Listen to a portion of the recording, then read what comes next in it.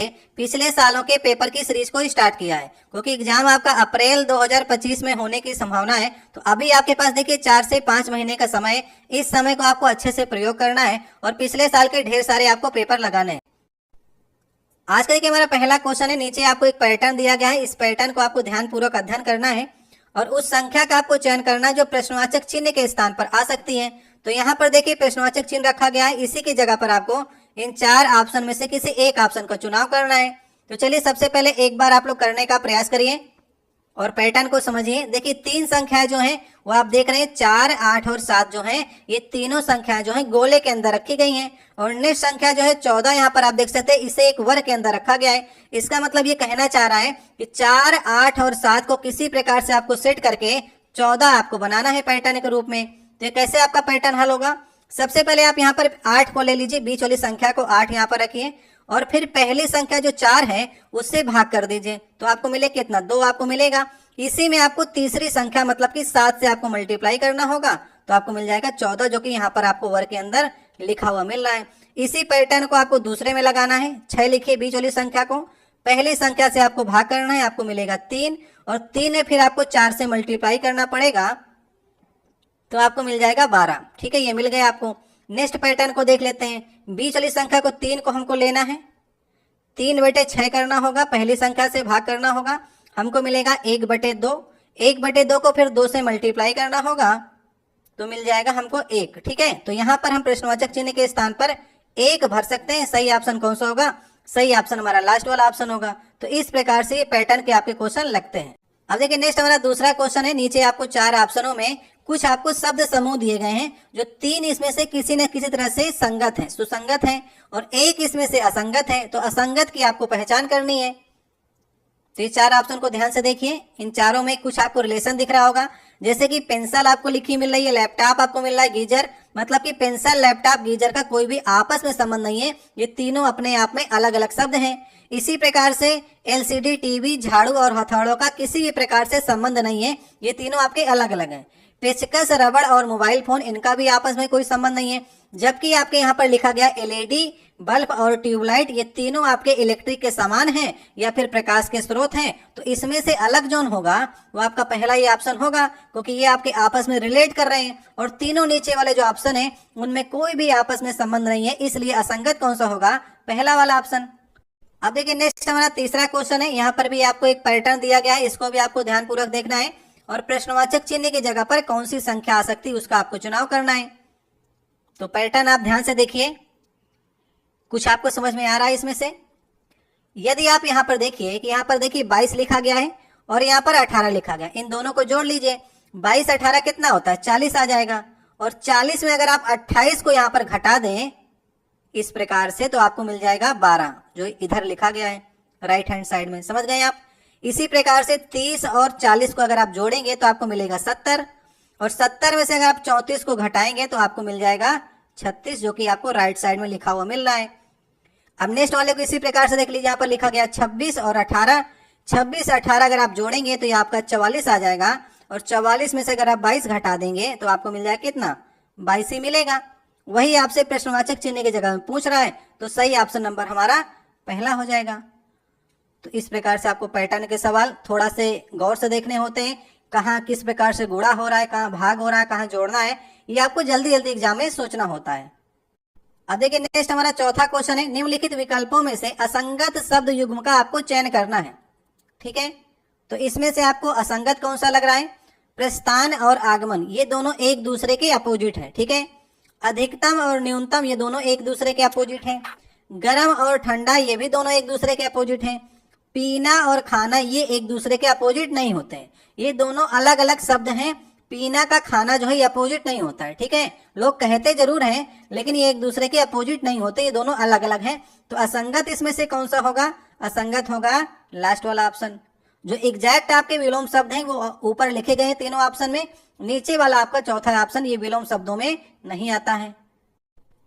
आज का देखिए हमारा 5वां क्वेश्चन है। यहाँ पर एक आपको शब्द व्यवस्थापन मशीन दी गई है, जो अगर आप उसे इनपुट लाइन देंगे तो वो 7 तरह से नियमों में अपना पुनर्विस्थापित करती है। जैसे यहाँ पर आपको इनपुट लाइन दी गई है। इनपुट लाइन क्या है? Trial today gym in the C H, ये आपको ट्रायल लाइन दी गई है। तो मशीन जो है वो 7 स्टेप में इन वर्णों को लगाती है। ये 7 स्टेप आपको दिए गए। अब आपसे पूछ क्या रहा है, पूछ रहा है आपसे इसी मशीन का प्रयोग करते हुए जो इनपुट लाइन अगर चेंज कर दें, हम ये इनपुट लाइन कर दें, तो स्टेप 3 के तहत आपको आंसर बताना है। स्टेप 3 कहां पर लिखा गया, स्टेप 3 यहां पर लिखा गया है। तो इसे करने का आप लोग प्रयास करिए। ये क्वेश्चन आपको बड़ा लग रहा होगा, लेकिन अभी आप लोग समझ लेंगे ना तो नेक्स्ट वाले सेट में आएगा तो आप आसानी से इसे सॉल्व कर सकते हैं। मैंने आपको अभी तक 9 सेट कराए हैं, तो ये क्वेश्चन देखने को इस प्रकार का नहीं मिला था, इस 10वें सेट में देखने को मिल रहा है। तो इसे समझ लेंगे तो आगे वाले सेटों के लिए ये क्वेश्चन आपका और भी इजी तरीके से लगेगा। अब देखिए आपसे स्टेप 3 के लिए कह रहा है ना, तो हम लोग एक काम करते हैं, इन सभी वर्डों की नंबरिंग कर लेते हैं। यहाँ पर देखिए ट्रायल को अगर 1 लिख लें, टुडे को 2 लिख लेते हैं, जिम को 3, 4, 5, 6 और 7, इस प्रकार से अगर हम लिख लें। और स्टेप 3 में देखिए, सबसे पहले देखिए यहाँ पर 7 वाले को लिखा, मतलब एज को पहले ले आया है, तो 7 वाले को इसने पहले लिखा। इसके बाद जिम को देखिए, जिम वाला हमारा तीसरा वर्ड है, तो तीसरे वाले को फिर लाया है। फिर इन वाले को देखिए, इन हमारा चौथे नंबर पर है, तो इनको चौथा, मतलब कि ये अगर हम वर्डों की बात करें तो 734 को फॉलो किया है। इसी प्रकार से आप इसकी नंबरिंग कर लीजिए, 1, 2, 3, 4, 5, 6, 7, इसमें भी आपके 7 वर्ड हैं। तो अब यहाँ पर देखिए स्टेप 3 को फॉलो करना है, तो 734 आपको फॉलो करना होगा। तो सबसे पहले आप डू को रखिए, उसके बाद आपको 3 वाले को रखना होगा, मतलब ऑन को रखना होगा, और फिर आपको चौथे मतलब कि 8 को रखना होगा। तो ऑप्शन को हम देख लेते हैं, क्या इसमें से हमको ऑप्शन मिल जा रहा है 3 में से। तो पहले वाले ऑप्शन देखिए डू से स्टार्टिंग कर रहा है, डू के बाद ऑन रखा है, ऑन के बाद 8 रखा है। तो अगर हमसे 3 से मिल जा रहा है तो इसे सही करके हम लोग आगे बढ़ जाएंगे। बाकी जैसे ये लिखा गया इससे आप लोग और भी देख सकते हैं, समझ गए आप। तो जैसा ही आपका इनपुट लाइन में स्टेप 3 में फॉलो किया गया है, वैसे आपको इस इनपुट लाइन को स्टेप 3 के तहत ही फॉलो करना है, समझ गए आप। तो नंबरिंग कर लेंगे तो आपके लिए आसानी होगी, पहला वाला ऑप्शन सही ऑप्शन होगा। अब देखिए नेक्स्ट हमारा 6वां क्वेश्चन है। यहाँ पर एक आपको पैटर्न दिया गया है, इसको आपको ध्यानपूर्वक अध्ययन करना है, और प्रश्नवाचक चिन्ह के स्थान पर आपको कौन सी संख्या आ सकती है इसका आपको चुनाव करना है। तो देखिए पैटर्न आपको दिया गया है, यहाँ पर 6 लिखा गया है, यहाँ पर 2 लिखा गया, यहाँ पर 40 लिखा गया है। तो ऐसा कुछ करिए कि 40 बन जाए 6 और 2। तो 6 का अगर आप स्क्वायर करेंगे और 2 का स्क्वायर करके अगर इनको दोनों को जोड़ दीजिए, 36 + 4 बराबर आपको 40 मिल गया। ये तो बहुत ही आसान तरीके से लग रहा है। इसी प्रकार से 3 का करिए स्क्वायर और 4 का करिए, तो 3 का स्क्वायर कितना आ जाएगा 9, और 4 का स्क्वायर 16, इन दोनों का योग करेंगे तो 25 हमको नीचे वाली संख्या मिल जा रही है। तो आंसर हमको निकालना है 8 और 6 से, तो 8 का स्क्वायर करेंगे आपको मिलेगा 64, और 6 का स्क्वायर करेंगे 36, तो आंसर आ जाएगा 100। इन दोनों का योग जो आएगा वो 100 आएगा। ऑप्शन नंबर कौन सा सही हो जाएगा, ऑप्शन नंबर हमारा पहला सही हो जाएगा। तो ये तो आसान क्वेश्चन था, ये समय आपके बचाने वाले क्वेश्चन भी आपको इसमें देखने को मिलेंगे। अब देखिए नेक्स्ट हमारा 7वां क्वेश्चन है। यहाँ पर एक पासे की आपको 3 अलग अलग स्थितियां दर्शाई गई हैं, ठीक है। स्थिति 1, 2, 3। तो आपसे पूछ रहा है कि त्रिभुज के विपरीत फलक पर आने वाले पैटर्न का आपको चयन करना है। तो त्रिभुज आपको कहां पर दिख रहा है, त्रिभुज आपको यहाँ पर दिख रहा है, तो इसका विपरीत में कौन सा फलक होगा ये आपको बताना है। तो यदि आप फिगर नंबर 1 और 2 को ध्यान से देखेंगे, 1 और 2 को ही देख लीजिए तो आंसर आपको मिल जाएगा। यहाँ पर देखिए 2 चीजें आपको कॉमन मिल रही होंगी। सबसे पहला यहाँ पर गोला वृत्त, और वृत्त यहाँ पर आपको कॉमन मिल रहा है, और यहाँ पर आपको स्टार और स्टार आपको कॉमन मिल रहा है, ठीक है। अगर ये दोनों आपको कॉमन मिल रहे हैं, इसका मतलब तीसरा जो फलक होगा वो दोनों एक दूसरे के अपोजिट होंगे, मतलब कि त्रिभुज का जो अपोजिट होगा वो आपका आयत होगा। ये आपके किस ऑप्शन में लिखा गया है, ऑप्शन नंबर 2 में। आपसे त्रिभुज का पूछा गया था, तो पहले और दूसरे फिगर से ही इसके आंसर निकल आएंगे, तो आंसर नंबर सही होगा आयत, ठीक है। जरूरी नहीं कि तीनों फिगर का ही प्रयोग हो, 2 से ही आपके आंसर इसमें से निकल आएगा।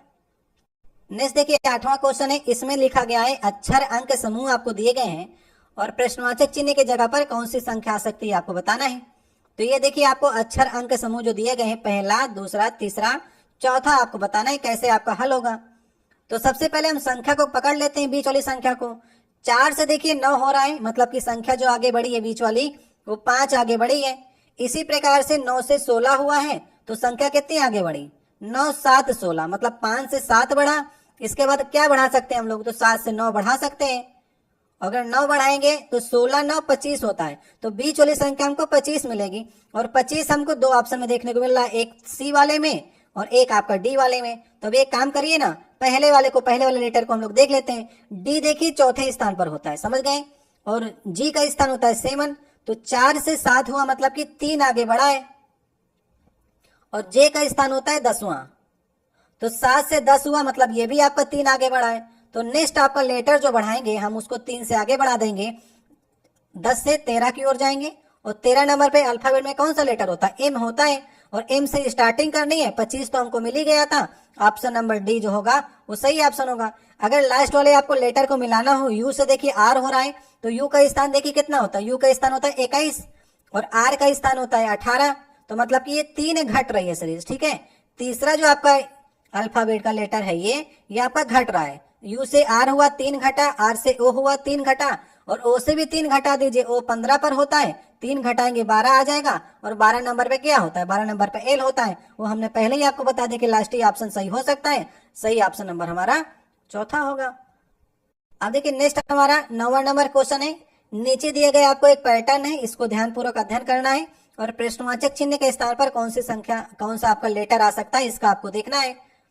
तो इस चित्र को अगर आप ध्यान से देख रहे होंगे तो यहाँ पर आपको ट्रायंगल बना दिख रहेगा, देखिए इस प्रकार से ट्रायंगल आपको बने दिख रहे हैं। तो इसमें देखिए अपोजिट का संबंध आपका होगा, जैसे कि यू का देखिए सामने जो है लेटर अगर आप देखेंगे तो एफ लिखा गया है, और यू का स्थान जो होता है अल्फाबेट में पीछे से 6वां स्थान होता है, और एफ का स्थान अल्फाबेट में आगे से 6वां होता है। नहीं आपको समझ में आता अल्फाबेट के लेटर कौन से आपका अपोजिट है, तो आप इनकी संख्या का योग कर लीजिए।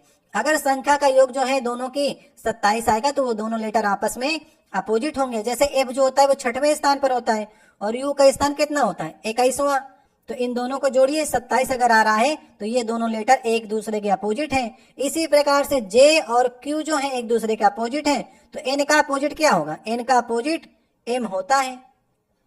तो ये तो आपको याद करके ही चलना होता है। सही ऑप्शन नंबर हमारा तीसरा हो जाएगा। या नहीं समझ में आता है तो एन का स्थान देखिए कितना होता है, एन का स्थान 14 होता है, और एम का स्थान 13 होता है। इन दोनों का योग करेंगे तो ये भी आपका 27 आ रहा है। तो जो भी अपोजिट लेटर होते हैं उनके अल्फाबेट के जो स्थान होते हैं उनका योग 27 आ जाएगा, तो वे आपके अपोजिट हो जाएंगे। तो तीसरा वाला ऑप्शन होगा सही इसमें से।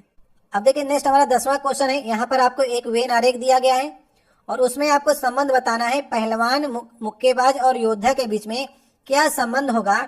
इस वेन आरेख में चारों में से आपको बताना है। ये देखिए आपको क्वेश्चन लगाने में आपको समय लगा करे ना, तो आप लोग वीडियो को थोड़ा से रोक लिया करिए।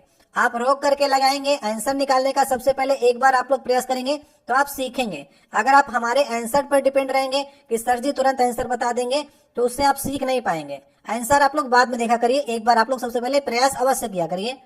तो यहाँ पर देखिए योद्धा लिखा गया है, तो योद्धा का गोला जो होगा वो सबसे बड़ा होगा, क्योंकि योद्धा के अंदर ही आपके पहलवान और मुक्केबाज आएंगे, क्योंकि दोनों ही आपके योद्धा हैं, ठीक है।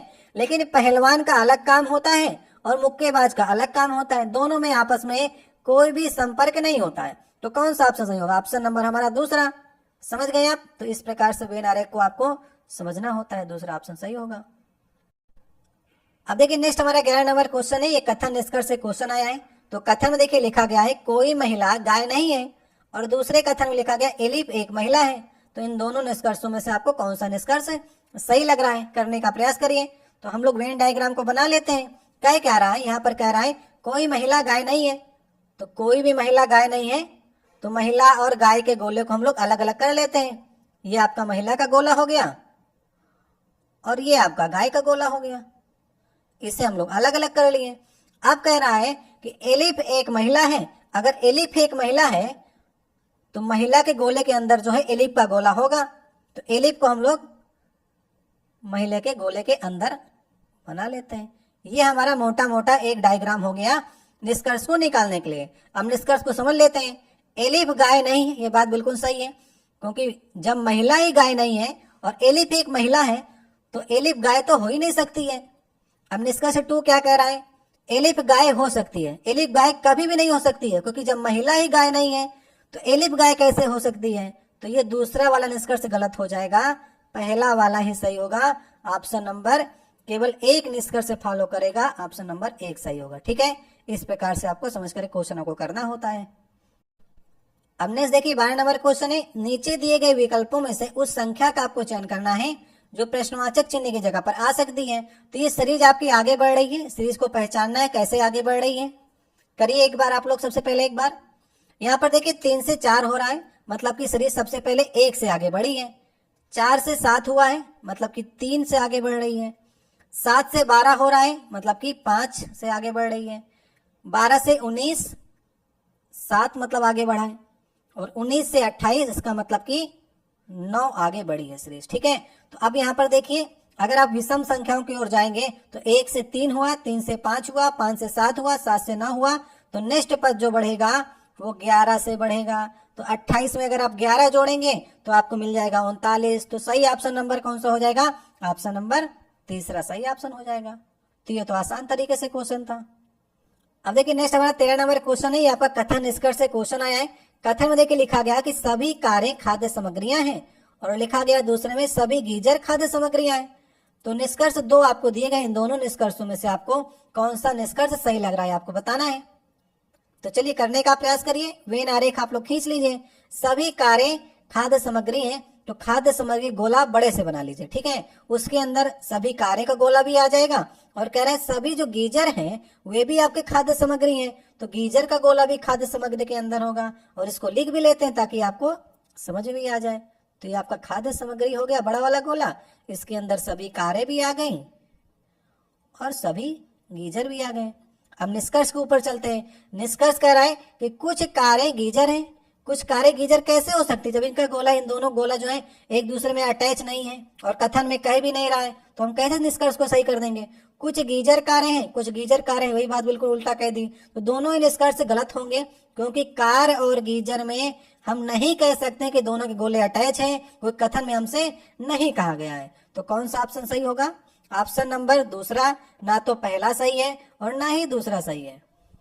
अब देखिए नेक्स्ट हमारा 14 नंबर क्वेश्चन है। नीचे आपको एक पैटर्न दिया गया है, इसको भी आपको ध्यानपूर्वक देखना है, और प्रश्नवाचक चिन्ह की जगह पे जो संख्या आ सकती है उसका आपको चुनाव करना है। ठीक है, कितने अलग अलग तरीके से देखिए क्वेश्चन पूछे जा रहे हैं। सब क्वेश्चनों को आपको इसी प्रकार से देखिए समझना है। हर टॉपिक आपको आना चाहिए रीजनिंग का, अगर आपको 30 में 30 क्वेश्चन सही करने हैं। तो यहाँ पर देखिए, इसको समझने का प्रयास करिए। ये प्रश्नवाचक चिन्ह है, इसकी जगह पर क्या आ सकता है? अगर आप यहाँ पर देखें तो 34, 16, 22 और 28, इन सबको अगर आप जोड़ेंगे तो यहाँ पर कितना बनेगा? 100 बनेगा। उसी प्रकार से 18, 32, 30 और 20 को आप जोड़ेंगे, ये भी आपका 100 बनेगा। 42, 8, 19 और 31, इसको भी आप जोड़ेंगे तो ये भी आपका 100 बनेगा। तो इन सबको जोड़ लीजिए। 32, 18 बनेगा 50, और ये 25 बना, मतलब कि 75 आ गया हमको, और टोटल 100 बनाना पड़ेगा क्योंकि तीनों पैटर्न एक तरह से फॉलो होंगे। तो अगर 100 हमको बनाना है और 75 आ गया है तो निश्चित संख्या हमारी 25 ही होगी। ऑप्शन नंबर कौन सही होगा? ऑप्शन नंबर हमारा दूसरा सही होगा। तो इस तरह से भी होते हैं कि सबको जोड़ करके ही पूछ लेता है, इसमें कुछ आपको गुणा भाग नहीं करना है, तो जोड़ने से आपका आंसर इसमें से निकल आएगा। अब देखिए नेक्स्ट हमारा 15 नंबर क्वेश्चन है, ये रिलेशन से क्वेश्चन आया है। सुनीता सोहन की बहन है, रमेश राकेश का पिता है, सोहन राकेश का बेटा है, तो रमेश का सुनीता से क्या रिलेशन हो गई आपको बताना है। चलिए करने का प्रयास करिए। सबसे पहले आप सुनीता को बनाइए। सुनीता सोहन की बहन है, तो सुनीता को आप लोग यहाँ पर बना लेते हैं। एक ही जनरेशन है दोनों, क्योंकि भाई बहन है, तो सोहन को हम लोग बगल में बना लिए इस प्रकार से। अब क्या कह रहा है? सोहन जो है वो राकेश का बेटा है। सोहन राकेश का बेटा है, तो राकेश एक जनरेशन ऊपर होंगे, क्योंकि राकेश इनके पिता लगेंगे दोनों के, सुनीता के भी और मोहन के भी, सोहन के भी। अब क्या कह रहा है?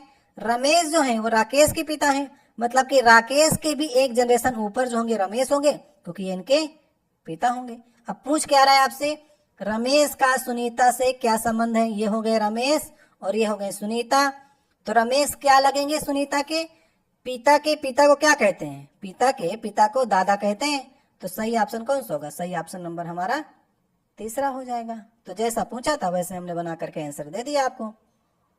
अब देखिए नेक्स्ट हमारा 16 नंबर क्वेश्चन है। यहाँ पर कह रहा है उस विकल्प का आपको चयन करना है जो जिसका तीसरे शब्द के साथ में वही संबंध है जो दूसरे शब्द का पहले के साथ में है। जैसा कि सांड का संबंध जो है हमला करने से है, तो तितली का कैसे संबंध होगा आपको बताना है। तो सांड को गुस्सा आएगा तो सांड क्या करेगा? हमला करेगा। अगर तितली को गुस्सा आएगा, तितली क्या कर सकती है? तितली सिर्फ और सिर्फ फड़फड़ा सकती है। सही ऑप्शन नंबर दूसरा हो जाएगा। तितली तैर नहीं सकती है, भटक नहीं सकती है, सरक नहीं सकती है, क्या कर सकती है? गुस्सा आएगा तितली को तो तितली फड़फड़ाएगी पंखों को, सांड तो हमला कर देता है। तो जैसा रिलेशन पहले का दूसरे साथ में है, जो तितली का फड़फड़ाने के साथ में है। अब देखिए नेक्स्ट हमारा 17 नंबर क्वेश्चन है। इसमें कहा जा रहा है कि पैटर्न को आपको ध्यानपूर्वक अध्ययन करना है और प्रश्नवाचक चिन्ह की जगह पर जो आ सकता है वो आपको बताना है। तो कितने ढेर सारे पैटर्न आपसे पूछ रहा है, तो पैटर्न हम आपको सब कुछ सिखा देंगे। जितने आप रीजनिंग के हमारे सेट को देखेंगे, कोई भी पैटर्न आप किसी भी एग्जाम में देने जाएंगे, आपको सारे पैटर्न यहाँ पर आ जाएंगे। तो इस प्रकार का पैटर्न दिया गया है। एक बार आप लोग करने का प्रयास करिए वीडियो को रोक करके। अगर वीडियो क्वालिटी आपकी डाउन हो तो आप लोग यहाँ पर से 720 की वीडियो क्वालिटी लगा करके ये रीजनिंग के क्वेश्चनों को आप देखेंगे तो आपको सारे छोटे छोटे जो लेटर्स हैं वो आपको दिखाई पड़ेंगे। तो यहाँ पर देखिए हम लोग एक काम करते हैं, नंबरिंग लिख लेते हैं। इनके जो अल्फाबेट में नंबरिंग होती है ना, उनको लिख लेंगे तो आपको आसानी से समझ में आ जाएगा। तो एफ का स्थान क्या होता है? एफ का स्थान 6वां होता है, तो 6 लिख लीजिए। के का स्थान होता है 11वां। एन का स्थान क्या होता है? 14 नंबर पर। यू का स्थान होता है 21वां और जेड का स्थान होता है 26वां। सी का स्थान होता है 3रा और जे का स्थान होता है 10वां। ओ का स्थान होता है 15 नंबर पर और नेक्स्ट आपको बताना है। तो अब आपको कुछ समझ में आ गया।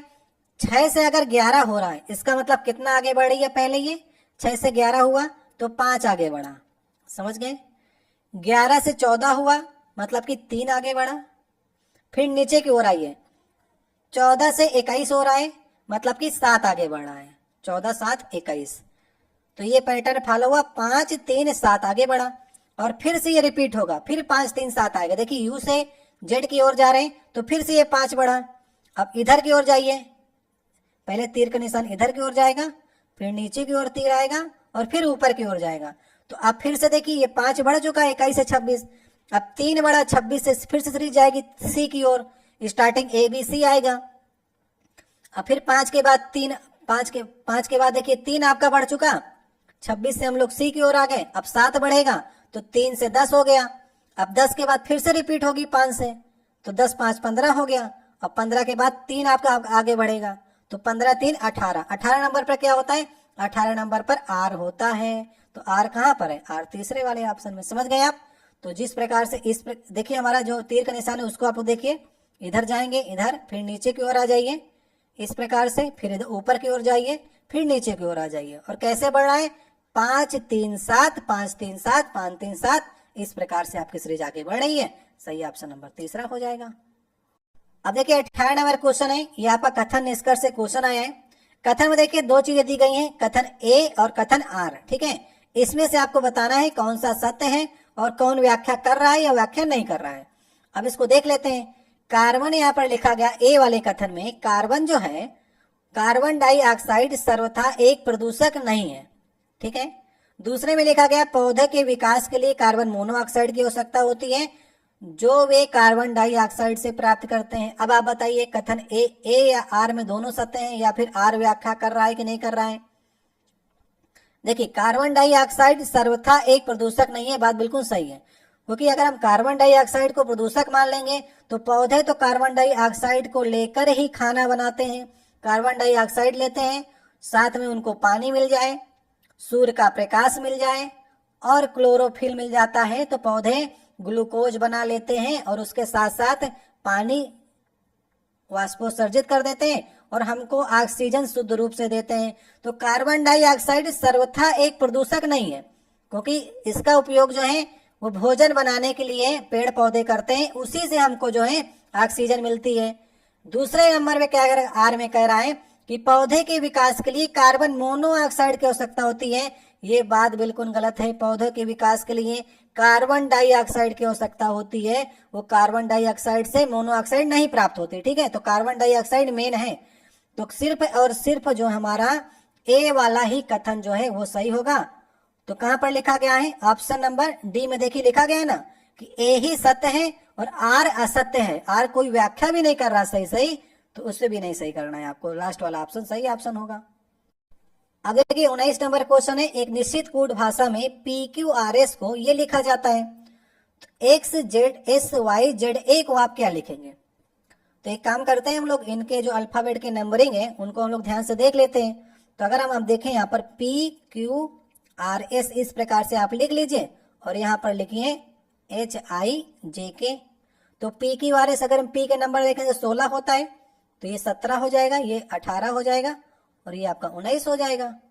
उसी प्रकार से H हमारा 8 होता है, तो ये 9 और ये 10 और ये 11 हो जाएगा। तो अब हम लोग इसका देख लेते हैं जो आपसे पूछ रहा है, X Y Z और A। तो X की नंबरिंग कहाँ से स्टार्ट होगी? 24 से। 24, 25 और 26, या फिर A को 27 कह लीजिए या फिर 1 कह लीजिए, जो आपका मन हो, क्योंकि घूम करके सीरीज फिर से आ जाएगी। तो अब आपको यहाँ पर ये समझ में आ रहा है कि 16 से 8 की ओर जा रहा है, मतलब 8 माइनस कर दिया है और फिर उसके बाद 8, 9, 10, 11 वाले सारे आपके लेटर्स को ले लिया है। तो वैसे हम लोग करेंगे, X से अगर हम लोग 8 घटा दें, मतलब कि 24 से अगर आप 8 घटाएंगे तो आपको मिल जाएगा 16 और 16 नंबर पर हमारा P होता है। तो P के बाद हमको उसके आगे के 3 लेटर ले लेते हैं, तो P Q R और S इस प्रकार से आप ले लीजिए और सही ऑप्शन नंबर हमारा पहला हो जाएगा। तो ये आपका देखिए कोड भाषा में इस प्रकार से आपको लिखना था। अब देखिए नेक्स्ट हमारा 20 नंबर क्वेश्चन है। यहाँ पर आपको 3 पैटर्न दिए गए हैं, पहला पैटर्न, दूसरा पैटर्न और तीसरा पैटर्न। ये तीनों आपके एक ही पैटर्न है, समझ गए? तो जैसे पैटर्न 1 और 2 आपके हल होंगे, तो तीसरे पैटर्न में आपको उसका हल करके 3 आपको प्रश्नवाचक चिन्ह पहला, दूसरा, तीसरा बताना है कि इनकी जगह पर क्या आ सकता है। तो ये तो आसान सा क्वेश्चन है, इसमें ज्यादा आपको सोचना नहीं है। साफ साफ दिख रहा है कि 6 का स्क्वायर जो है 36 लिखा गया है, 9 का स्क्वायर 81 लिखा गया है और 9 और 6 को अगर जोड़ देंगे तो यहाँ पर 15 आपको मिल जाएगा। समझ गए? यही पैटर्न आपका दूसरे में फल होगा, देख सकते हैं आप। 8 का स्क्वायर 64 है, 12 का स्क्वायर 144 है और 8 और 12 को जोड़ लेंगे तो 20 मिल जा रहा है। तो वैसा ही हम करेंगे तीसरे वाले में भी। भाई यहाँ पर 49 है तो 7 आ जाएगा, क्योंकि 7 का स्क्वायर है और 7 वाला ऑप्शन कौन सा? 1 वाला है। पहला सही करिए, आगे बढ़ जाइए। ऐसा भी कर सकते हैं आप। और 100 का इसका स्क्वायर होता है, 10 का स्क्वायर होता है, तो 10 भी बगल में लिख लीजिए और इन दोनों का योग जो है वो 17 आपको लिखना पड़ेगा उसके बगल में, जो कि मैंने बता ही दिया कि पहले ऑप्शन की जब स्टार्टिंग ही 7 से हो रही है तो बस सही करिए, आगे बढ़ जाइए। कुछ समय तो आपका एग्जाम में बचे ना, तो पहला वाला ऑप्शन होगा इसका। अब देखिए 21 नंबर क्वेश्चन है, आपका ग्राफ से क्वेश्चन आया है, तो इसको आपको ध्यान से देखने के लिए आप लोग वीडियो क्वालिटी को जरूर बढ़ा लीजिएगा। यहाँ पर देखिए 2 आपको ग्राफ दिख रहे होंगे, एक आपको नीले रंग से दिख रहा है और एक आपको काले रंग से, 2 आपके बार ग्राफ दिख रहे होंगे। तो नीले वाला 2015 का है ग्राफ और जो काले से है वो आपका 2016 का ग्राफ है, ठीक है। तो यहाँ पर 15 और 16 के ग्राफ की बात कर रहा है और ये ग्राफ जो आपके चल रहे हैं वो फिजिक्स का ग्राफ है, ये पहला वाला, दूसरा केमिस्ट्री का, तीसरा बायोलॉजी का, चौथा मैथमेटिक्स का और 5वां आपका इंग्लिश का। तो चलिए देखते हैं क्वेश्चन क्या पूछ रहा है। क्वेश्चन पूछ रहा है कि 2015 में बेची गई गणित की पुस्तकों की संख्या। तो 2015 मतलब कि नीला वाला ग्राफ को देखिए, 2015 में गणित की पुस्तकें, तो ये गणित की पुस्तक का ये वाला ग्राफ है आपका। और कह रहा है कि 2015 मतलब कि नीले में 34 आपको प्राप्त हो गया, 34 को लिख लीजिए। और कह रहा है कि 2016 में बेची गई अंग्रेजी की पुस्तकों की संख्या। 2016 देख रहे हैं, मतलब कि काला वाला ग्राफ देखिए, और अंग्रेजी की पुस्तकें ये लास्ट में लिखी गई है, कितनी है? 20 है यहाँ पर। तो इनमें पुस्तकों की संख्या का कितने % के बराबर है? मतलब कि 34 को ऊपर लिखिए, 20 को नीचे लिखिए, परसेंट पूछ रहा है दोनों में कितने % के बराबर है। तो 20 पंचे 100 हो गया और 34 पंचे कितना होता है? 34 पंचे 170 आ जाएगा। तो गणित की पुस्तकों की संख्या अंग्रेजी की पुस्तकों की संख्या का 170% होंगी। सही ऑप्शन नंबर हमारा दूसरा हो जाएगा। तो जैसा पूछ रहा है बस सीधे सीधे धीरे धीरे समझते हुए आपको आंसरों को सॉल्व करना है। तो दूसरा नंबर हमारा सही हो जाएगा। अब नेक्स्ट में देखिए, नेक्स्ट आपका दूसरा ग्राफ है, चेंज हो गया ग्राफ। तो अगला देखिए हमारे ये 22 नंबर क्वेश्चन होगा। तो ये 5 वर्षों के दौरान जो है ऑटोमोबाइल कंपनी के द्वारा ABC दी गई है। यहाँ पर ABC के कलर आप देख लीजिए। यहाँ पर A का कलर जो है वो नीला है, B का कलर जो है ऑरेंज है और C का कलर काला है। और आपसे क्वेश्चन क्या पूछ रहा है इसको भी देख लेते हैं। 2012 से 15 के दौरान B के द्वारा ऑटोमोबाइल के उत्पादन में कितने % की वृद्धि हुई है? तो 2012 का ये ग्राफ है और 2015 का ये ग्राफ है। B के द्वारा मतलब कि ऑरेंज वाले ग्राफ को पकड़िए। ऑरेंज पहले 30 था यहाँ पर देखिए, और अभी कितना 2015 में हो गया, अभी हो गया 45। तो अगर आपको देखना है कितना बड़ा है तो साफ साफ दिख रहा है कि ये आपका 50% बड़ा है। भाई 15 ही तो बड़ा ना, और 15 कितना होता है, 50% होता है। तो सही ऑप्शन कौन सा होगा, सही ऑप्शन नंबर हमारा दूसरा हो जाएगा। नहीं समझ में आता है इस तरह कैसे आया 50, तो इस प्रकार से कर लीजिए, कितना बढ़ा, 15 आगे बढ़ा है तो 15/30 मल्टीप्लाई 100 कर लीजिए, तो 15 दूनी 30 और 2 ये 50% आ गया। तो इस प्रकार से भी निकाल सकते हैं। तो जैसे आपको समझ में आता है, जितनी जल्दी आपके क्वेश्चन लगे वैसे आपको इनमें लगाना होता। अब देखिए नेक्स्ट हमारा 23 नंबर क्वेश्चन है। यहाँ पर एक आपको तालिका दी गई है, उसमें 5 वर्षों के दौरान जो है वो भारत के अलग अलग राज्यों से एसएससी की परीक्षा में शामिल होने वाले छात्रों की संख्या को दर्शाया गया है। तो तालिका के आधार पर नीचे प्रश्नों को उत्तर देना है। अब रेलवे अपना पेपर बना रहा है, लेकिन तालिका जो दे रहा है वो एसएससी की परीक्षाओं के दे रहा है। अपनी परीक्षाओं के दे सकता था, वही प्रमोशन करना तो अपना ही करना चाहिए था। चलिए एसएससी की तालिका दी है तो उससे हम लोग क्वेश्चन लगाने का प्रयास करते हैं। क्या कह रहा है कि 2013 और 14 में कुल मिलाकर के यूपी से इस परीक्षा में शामिल हुए छात्रों की कुल संख्या, तो 2013 और 14 कहां पर है, ये है तो यूपी ये हो गया, और एमपी के बारे में पूछा, एमपी ये हो गया। तो 13 और 14 में क्या कह रहा है कि यूपी के छात्र जो शामिल हुए, यूपी के छात्र 400 और 450 है, तो ये मिलाकर के 850 हो गए। और कह रहा है किसका अनुपात लेना है, एमपी के छात्रों का इसी वर्ष का। तो एमपी के 280 और 240 अगर आप जोड़ेंगे तो आपको 520 मिलेगा। इनका दोनों का अनुपात है, 0 से 0 कट जाएगा, 85 और 52 एक दूसरे में डिवाइड नहीं होंगे, तो सही ऑप्शन नंबर हमारा दूसरा हो जाएगा। ये तो आसान सा क्वेश्चन हो गया। ऑप्शन नंबर कौन सही होगा, दूसरा वाला। लेकिन नेक्स्ट हमारा ग्राफ आया है और एक नया क्वेश्चन 24 नंबर होगा, इसमें भी नया ग्राफ दिया गया है। अब ग्राफ में देखिए लिखा जा रहा है 2015 और 16 की दो ग्राफ की बात कर रहा है।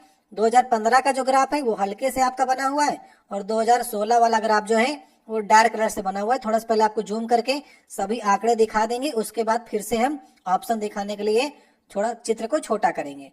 क्या रहा है आपसे कि भौतिकी के लिए पी से डिनोट किया जा रहा है, पी से आपका फिजिक्स हो गया, सी से आपका केमिस्ट्री हो गया, बी से आपका बायोलॉजी हो गया, एम से आपका मैथमेटिक हो गया, और ई से आपका इंग्लिश हो गया। ये सब यहाँ पर आपको बताया जा रहा है। अब क्वेश्चन क्या पूछ रहा है आपसे, उपरोक्त ग्राफ के संबंध में निम्नलिखित में से कौन सा कथन सही नहीं है। तो चारों कथन को देखना पड़ेगा, तभी तो आप इसको देख पाएंगे कि कौन सा इसमें सही है और कौन सा इसमें से सही नहीं है। थोड़ा सा इसको जूम आउट करते हैं ताकि चारों विकल्प आपको दिख सकेंगे। इसमें क्या रहा है आपसे, पहला वाला विकल्प की ओर चलते हैं। सभी विषयों में से रसायन विज्ञान पुस्तकों की बिक्री अधिकतम वृद्धि देखी गई है। तो रसायन मतलब की केमिस्ट्री मतलब की सी, और सबसे लंबा ग्राफ यहाँ पर देखिए वृद्धि हुई है। भाई 15 वाला ये है, 16 वाला ये है, तो ये बात बिल्कुल सही है। पूछ रहा है आपसे गलत, ठीक है, 3 इसमें आपके सही होंगे, 1 आपका इसमें गलत होगा, उसकी हम लोग पहचान करते हैं। 2015 की तुलना में 2016 में भौतिकी मतलब की फिजिक्स, रसायन विज्ञान मतलब की केमिस्ट्री, गणित मतलब कि आपसे मैथमेटिक, इन तीनों ग्राफों में की बिक्री अपेक्षाकृत अधिक थी। तो देख लेते हैं, बिल्कुल दूसरा ग्राफ इसमें भी ऊपर है, दूसरा ग्राफ इसमें भी ऊपर है, और मैथमेटिक का भी दूसरा आपका 2016 वाला ग्राफ ऊपर है, तो ये भी अपेक्षाकृत अधिक तो थी, बिल्कुल सही बात है। 2015 और 16 के दौरान तो हुई जीव विज्ञान की पुस्तकों की कुल बिक्री। 2015 और 16 के दौरान जीव विज्ञान मतलब की बायोलॉजी, इन दोनों की मतलब कि यहाँ पर अगर हम एक डाटा यहाँ पर खींच लें, ये 30 लिखा गया, ये 30 इसको मान लीजिए और इसको 25 मान लीजिए, तो इन दोनों को अगर हम माने लगभग 30 और 25 कर लेते हैं। ये 2015 और 16 की जीव विज्ञान में पुस्तकों की कुल वृद्धि अगर हम देखें तो ये आपकी 55 हो गई। तो हुई कुल बिक्री जो है इसी अवधि के दौरान अंग्रेजी पुस्तकों की, अब इसी अवधि मतलब 15-16 में अंग्रेजी की पुस्तकें ये हो गई, इंग्लिश की कुल पुस्तकों की बिक्री से कम थी। कैसे कम होगी भाई, इसका ग्राफ तो ऊपर ही है। भाई देखिए जीव विज्ञान का ग्राफ तो ये आपका ऊपर है और इन दोनों ग्राफ नीचे ही है, इससे तो बिक्री तो कम होगी। और ये कह रहा है कि जीव विज्ञान की पुस्तकों की बिक्री कम होगी, ऐसा नहीं है, इंग्लिश की बिक्री कम हुई है। तो हमारा जो कथन सही नहीं है ना, वो तीसरा ही वाला होगा, समझ गए। अब इसको भी नीचे वाला मिला लीजिएगा, वो भी आपका सही निकलेगा। पूछा आपसे गया था कौन सा सही नहीं है, ये तीसरा वाला विकल्प होगा। तो इसके चारों विकल्प आपको चेक करने होते हैं। अब देखिए नेक्स्ट हमारा 25 नंबर क्वेश्चन है। यहाँ पर एक निश्चित कोड भाषा में लैंग्वेज को देखिए ये लिखा जाता है, तो कोड को आप कैसे लिखेंगे? तो एक काम करते हैं ना, इनके लेटर्स को देख लेते हैं कैसे आगे बढ़ रहे हैं घट रहे हैं।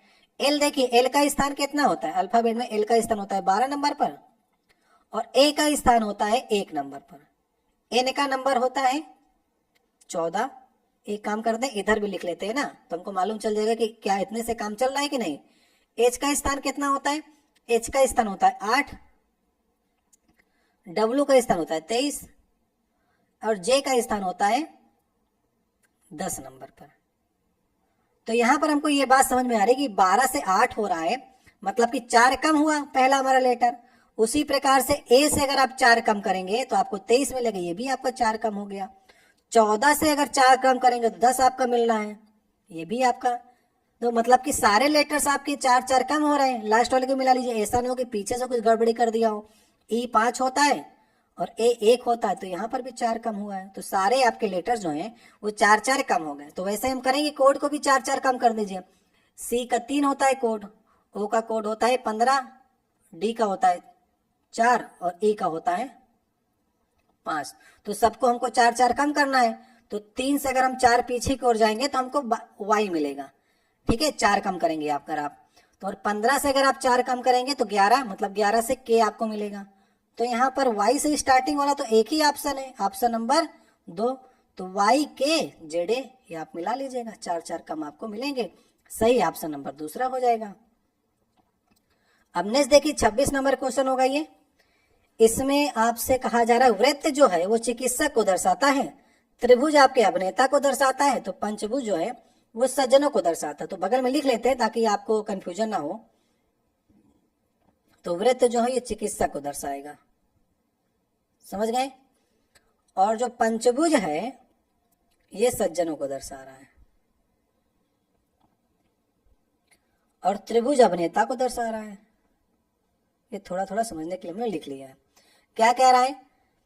कौन से प्रतीक जो है उन सज्जनों को निरूपित करते हैं, मतलब कि ये आपको पंचभुज लेना है कि जो अभिनेता हो, मतलब कि त्रिभुज और सज्जन के बीच में क्या क्या आपको कॉमन मिल रहा है। ये देखिए त्रिभुज हो गया और ये आपका पंचभुज हो गया।